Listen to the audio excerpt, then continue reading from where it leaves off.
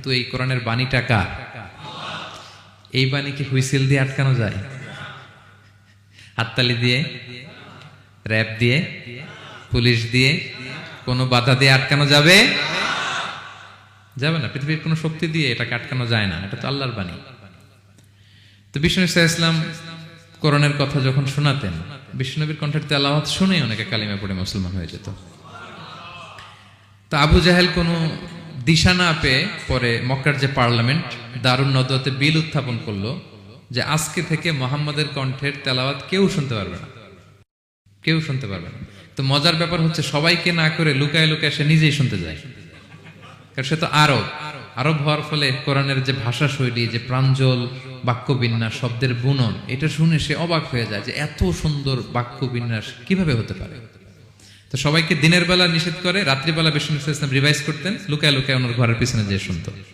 শুধু সেই না, তার ডান হাত বা হাত ওয়ালিদ ইবনে মুগিরা, উতবা শাইবা, উতবা ইবনে মুগিরা, শাইবা ইবনে মুগিরা, ওয়ালিদ ইবনে মুগিরা, এরা সবাই কি করতো? লুকিয়ে লুকিয়ে কোরআন শুনতো। পরে বিষ্ণুনবী যখন ঘুমের প্রস্তুতি নিতেন, সব ফিরে আসতো। ফিরে আসার সময় সবার দেখা হয়ে যেত। তারা লজ্জিত হতো। সবাই বলতো, আবু জাহেল ঘটনা কি? দিনের বেলা তুমি শুনতে নিষেধ করো, রাতে তো তুমিই চলে আসো। তো সে বললো, আজকে কঠিন দারুন নাদওয়ার পার্লামেন্টে বিল পাস করব, যে এমনটা করবে এই শাস্তি মাথার চুল কামিয়ে মক্কার বাজারে ঘোরানো হবে। তো এই বিল যেদিন পাস হয়েছে, আবু জাহেল ওই দিন নিশ্চিত ভাবতেছে, আজকে যে বিল পাস করছে কেউ তো যাবে না, আমি একটু যাই। মানে আজকে যে কঠিন শাস্তির ঘোষণা দিছি, আজকে কেউ এই স্পর্ধা দেখাবে না। মুহাম্মদ তো তেলাওয়াত শুরু করে দিয়েছে, কি যে মধুর বাণী, যাই একটু শুনে আসি।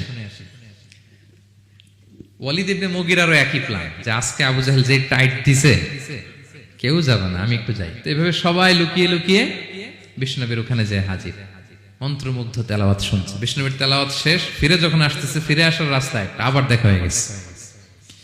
তো এভাবে তারা কোরআনকে বাধা দিতে যেয়ে বারবার